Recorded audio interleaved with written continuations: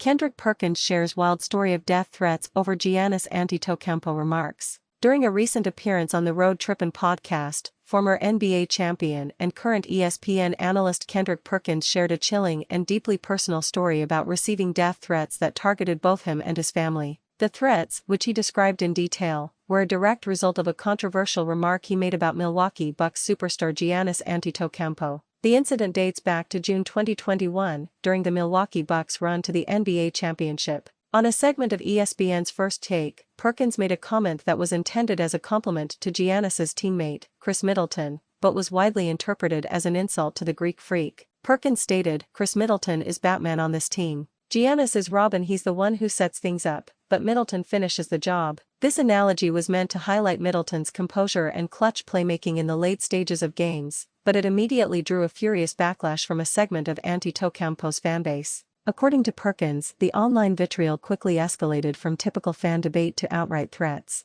He detailed how he and his wife began receiving persistent direct messages on their personal social media accounts. The messages were not vague, they contained alarming and specific threats, including promises to kill your kids and claims of knowing where Perkins' family lived and what their daily routines were. The level of detail in the threats, which included information about his wife's movements and his children's locations, moved the situation from a mere online spat to a serious security concern. Perkins immediately alerted ESPN's security team. The network took the threats seriously, launching an investigation that utilized the company's resources to trace the messages back to their origin. The investigation successfully identified a specific individual, who was then turned over to law enforcement. Perkins revealed on the podcast that the person was locked up and later released. He added that the individual was a Giannis fan who had allowed their passion for the game to turn into dangerous and criminal behavior. Perkins' story serves as a stark reminder of the dark side of modern sports commentary. What he describes as a simple, albeit controversial, basketball take led to a terrifying ordeal for him and his family, underscoring the serious security risks that sports media personalities face from overzealous and fanatical segments of the public.